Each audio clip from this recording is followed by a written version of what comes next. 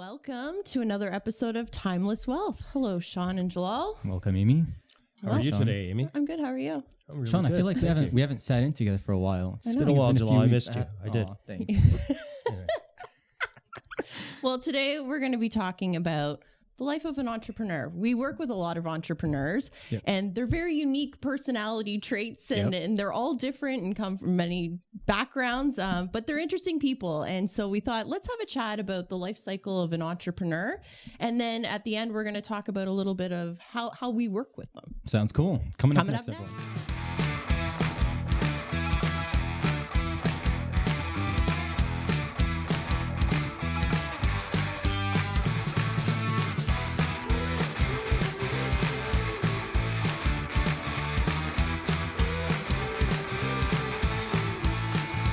Welcome back. So we're here today to talk about entrepreneurs. So the life difficulties and pleasure of an entrepreneur. What are some life difficulties and the pleasures of an entrepreneur, Sean? Well, I think it's the unknown. I mean, when you start a business from day one, Yeah. you have a purpose, you have a vision, you have something you want to accomplish, Yeah. but then you go, oh, what next?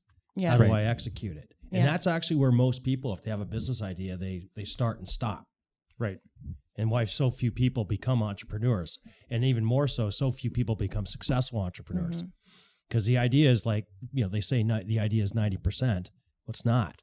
Mhm. It takes a lot more than that. It does take a lot more. Yeah. Yeah. And there's a lot of fear and there's a lot of trepidation. And there's a lot of, I think anyone that's ever started a business has felt it, whether true or not, that there's a lot of people that believe you can't do it.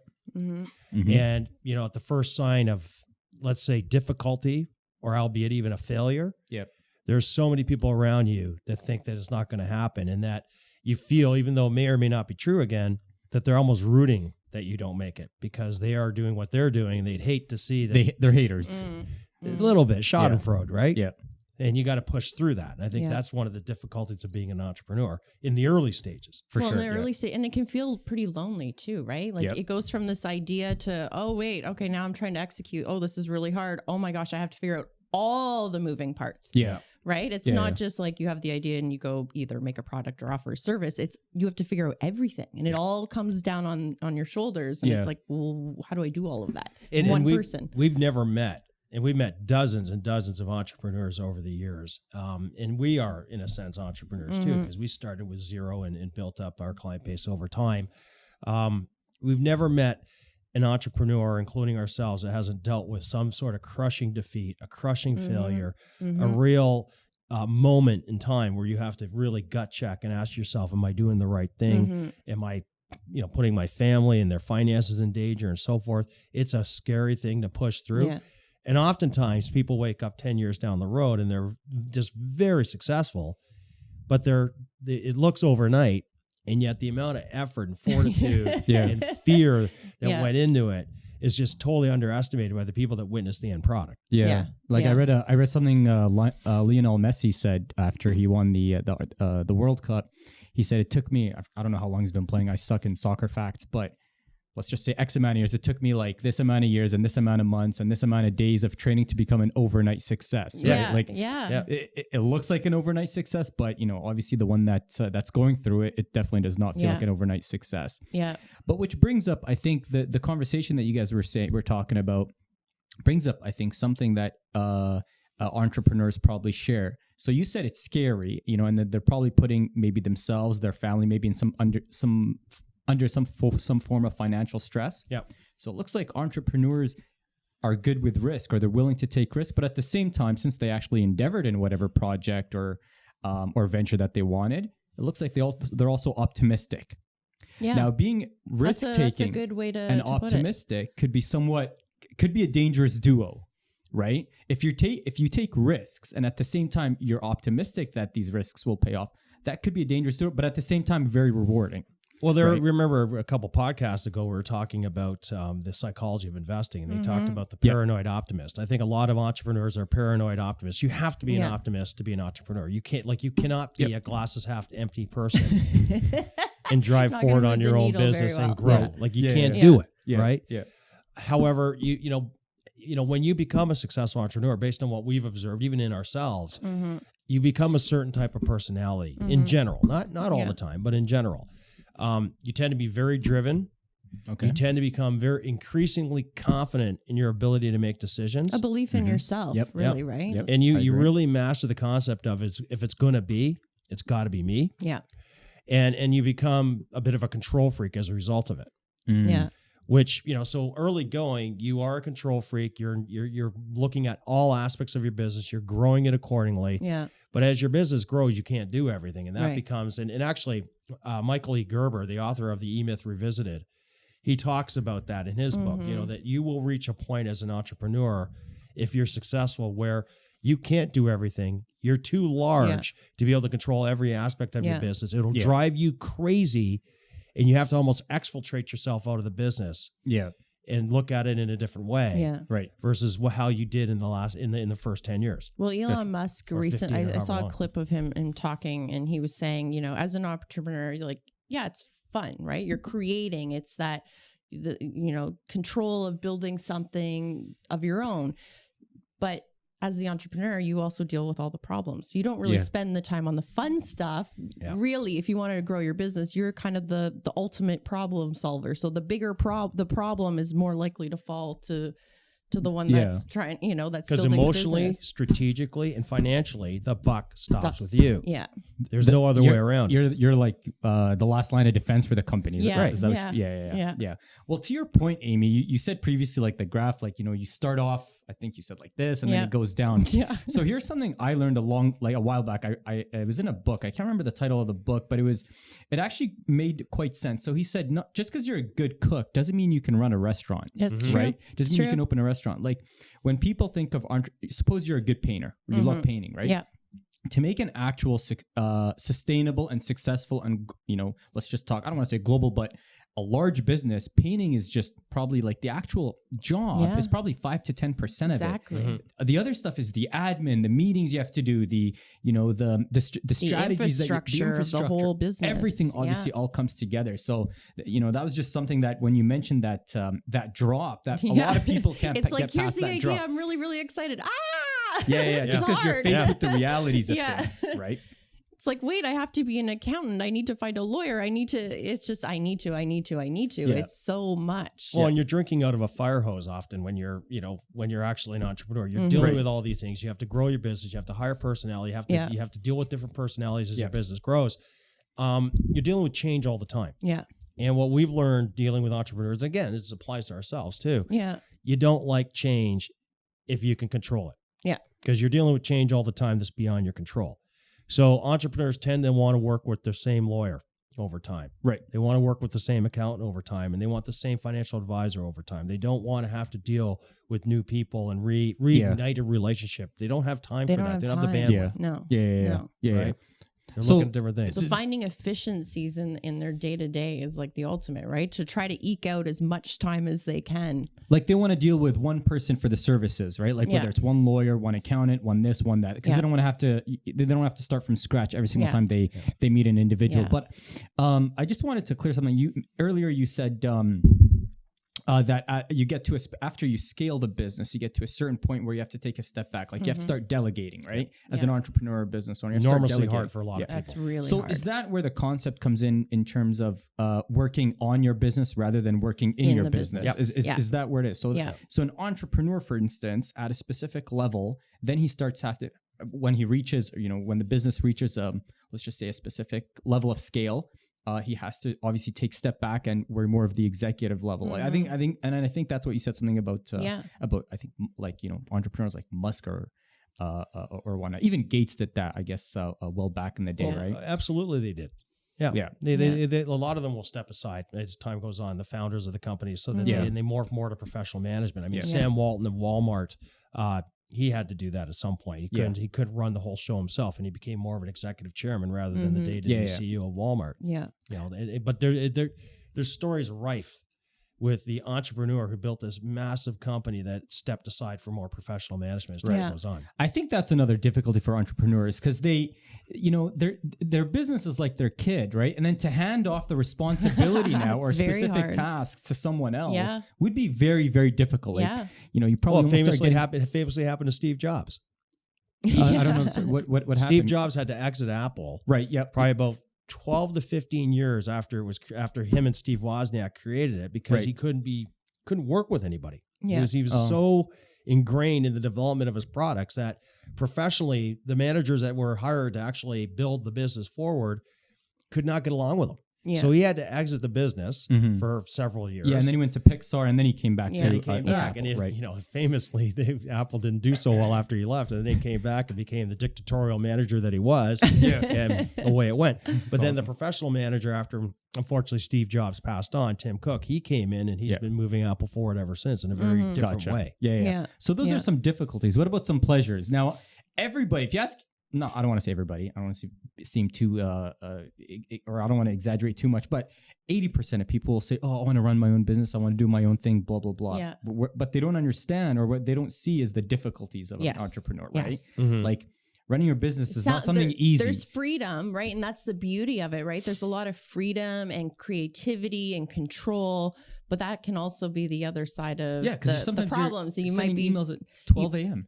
so much freedom, you're spending time on the wrong thing or Yeah. something that just feels fun, and that's maybe not the Yeah, right thing for yeah. the business. So what are some pleasures then? If I can drill your guys' brains for a bit, what are some pleasures in your eyes? I like the beauty of building something, Yeah. right? Like Yeah. that's Sense of the thing. accomplishment. I love that feeling of building something, creating something, having the control to say, here's the service offering that we have. I absolutely love that, and seeing that and Yeah. seeing how it runs really well and effectively. Yeah. I think that gives me a lot of pride. Yep. And obviously- Strategizing how yeah. you want, right? Yeah. I think there's something to being your own boss. Mhm. I mean, there's something to that. I mean, when you can control your own destiny, good, bad, or indifferent, Yeah. there's an empowerment to that. Yeah. Yeah. Right. Yeah.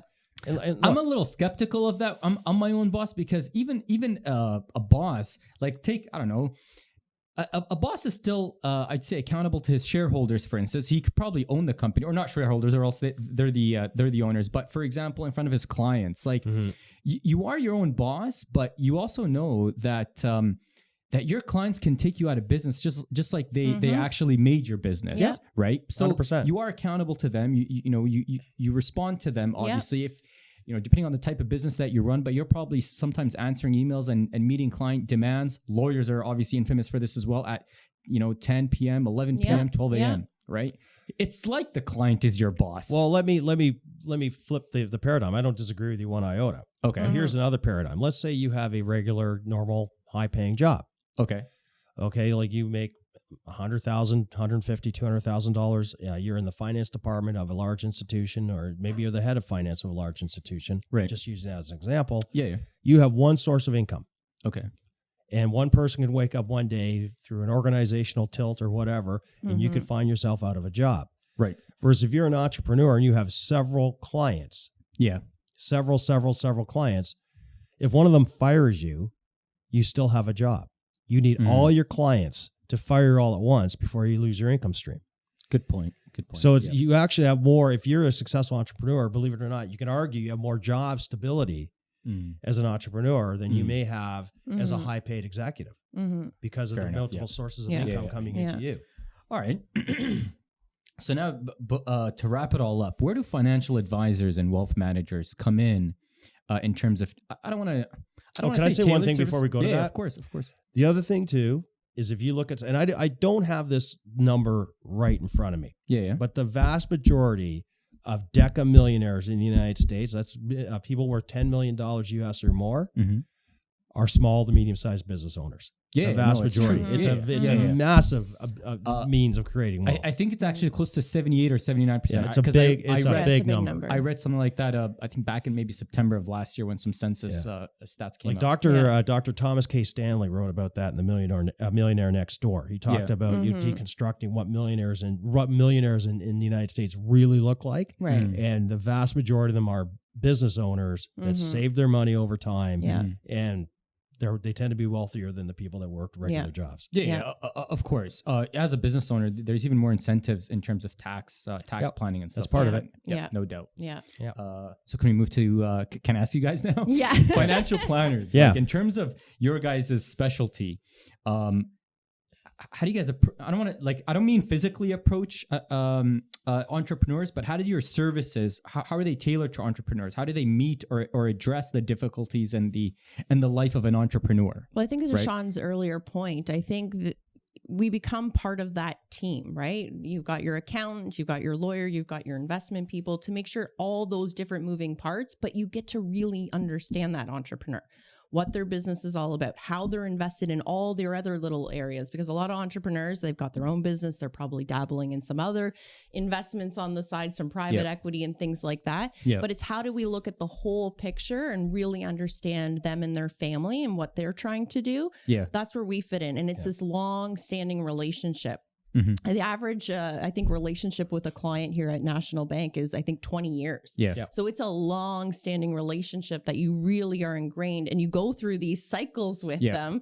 So you understand what they're going to go through, because we've got other clients in the same sort of patterns, Yeah. and you can bring in resources. So you become that investment piece to figure out all the moving parts in that bucket for them to save Gotcha. them a lot of time. And when Yeah. you have first generational entrepreneurs, their mindset's very much, again, because they had to build something from scratch. They want to have a sense of control beyond that of the average individual. Mm-hmm. Right. So you have to deliver the service in a manner that fits their paradigm. Yeah. So they want to know what they own and why they own it. Mm-hmm. They want to see the process. Like, they want to explain what it is they want. They want to see the process unfold in front of their eyes that fits what they think is going to happen on a go-forward basis. Mhm. They don't want to be put into a box.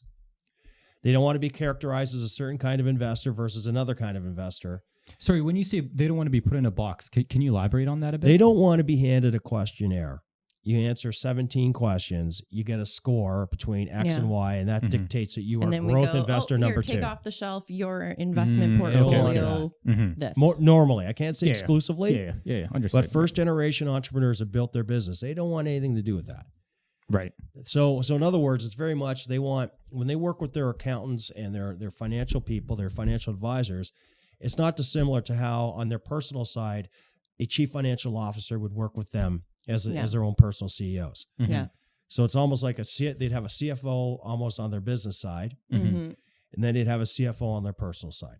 And that would be like the wealth advisor or whatnot. But okay, but even though they have a CFO for their business side, and you're, I guess, the quote unquote CFO for their personal side, you're still helping them with obviously like their corporate investments or whatnot. It is Yeah. right. Yeah. Shareholder agreements, maybe estate planning. If you know if it's a business close to succession. Well, and right. again, if you go back to how busy an entrepreneur is, sometimes they're so focused early days on the business and the business growing that piece, they kind of forget about the personal side, Yeah, they do. right? Yeah, It's like, yeah. I'm just going to work forever and I'm just going to grow this business. This is my sole focus. Their which business is so the retirement great, plan. which is Yeah. so great. But it's like, if you could just look at some of the other fringe stuff on the personal Yeah. side, you could really, really optimize. Yeah, and the issue is, And so if I could jump in, Yeah, here's of the thing: course. like when they're working with their institutions, their banks and so forth, yeah. when you're successful, the banks will want to lend. When you're successful, the Banks will want to lend you will money. want to lend. Okay, yeah. Okay, so and you can end up having different financial pieces here, there, and everywhere. You have other cash pieces here, there, and everywhere. Yeah. And to Amy's point, oftentimes they don't have the bandwidth in the moment to pull it all together or look at it in its entirety and say, okay, is my capital structure optimized? Is it doing what it ought to do? Am I overpaying in interest here? And do I have stagnant cash here that could be doing something? Like, Yeah. and so Right. they, oftentimes what they'll do is task the financial advisors in concert with their accountant, say, okay, let's make sure all my dollars are pulling in the Yeah. same direction. Right. Yeah. And that we have a complete picture of, okay, this is working together in an integrated fashion. Yeah. Yeah. Because you could wake up, you could have a very successful business, but if your capital structure isn't correct, you could be leaking profit all Yeah. over Yeah. the place. And Yeah. your personal side. I mean, at the end of the day, you don't want to wake up as a successful entrepreneur and realize, hey, I have no money at the end of the day when I how retire. or sell the often when we business. go through the planning process, it's like they've focused so much on the business, they got their shareholder agreement, all that set up in the business, but it doesn't even match their personal estate, like their wills.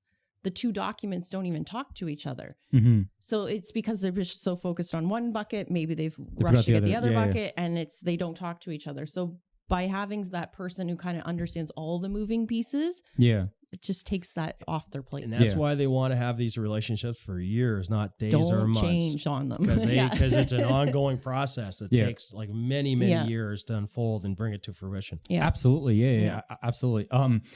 Going back to what you were saying, Amy, there's some entrepreneurs, and I guess comes from the best of places, but like they have a successful business, but they don't have, literally, they wouldn't have maybe not even $10,000 saved for their actual retirement. Yeah. Like their entire business, they focused for That's so it. long on Yeah. that business, they literally forgot, about their personal side, Yeah. right? They forgot to actually put money aside for Yep. their retirement. Like their business was their retirement plan, which is great. However, you always have to have a plan B, in my opinion. Like, Right. just what if something happens to the business, something happens, to Right. you, a supplier, something somewhere along the supply chain or along the business line, Right. something happens, and you have to abandon ship. Well, I think unless there's you have a retirement. There's two Yeah. risks. I mean, one, Yeah. you could wake up one day and have a really successful business until you don't. Yeah, Like, let's say Yeah. there's a threat of substitution. Yeah. Someone comes in with a better widget than you. yeah, All sorts of different things can happen that Yeah. can make your business, let's say, less attractive than it was literally 4 or 5 years ago. right. Yeah. The second thing is when you sell your business way down the road, you Yeah. have no idea what economic circumstances you're going to sell your business into and how Ah, to value your business. Yeah. Oh, good point. Yeah. You don't really know. Yeah. So to your point, a plan B is critical because look, we all hope things, we always, like I always ask the question, hey, what if this works out? Yeah. What if this actually works out? Yeah. So yeah. you want to be optimistic that way, but you Yeah. want to have a plan B in case, like, wait a second, I just walked into Mm-hmm. a nasty circumstance, and Yeah. you want to have contingencies where you can either push it through and stay alive until a better opportunity or a better circumstance allows you to sell Mhm. your business Mhm. into it, or you can sell it into a tough economic environment and your retirement has not been gutted. Yeah, I like Yeah. that actually. I never thought Yeah. about that. That you don't know, even if you plan to sell your business 20 years down the road or whatever it is, you don't know the economic Yeah. outlook and the economic conditions, right? Like that's a And great that'd point. be another good discussion. We set Yeah. a time I really because like that, that yeah. transition is a Mhm. really big transition for the entrepreneur when they get to that stage to exit. yeah. Whether Succession they plan- sell or pass to succession plan. family. Yeah, We'll that's do it. we'll talk about that. Put 'cause in the We that's- can bring some schedule, Amy. special guests in to help us to have that For sure. conversation yeah, too. So that'd be yeah. interesting. So, Schedule but they're one. interesting people. Absolutely. I love working with entrepreneurs. fun. It's They're great. it's amazing Yeah. to see I what they agree. can create, and but lots of planning on that front. So Sounds cool. All right, till next time, till everyone. next time. Thanks.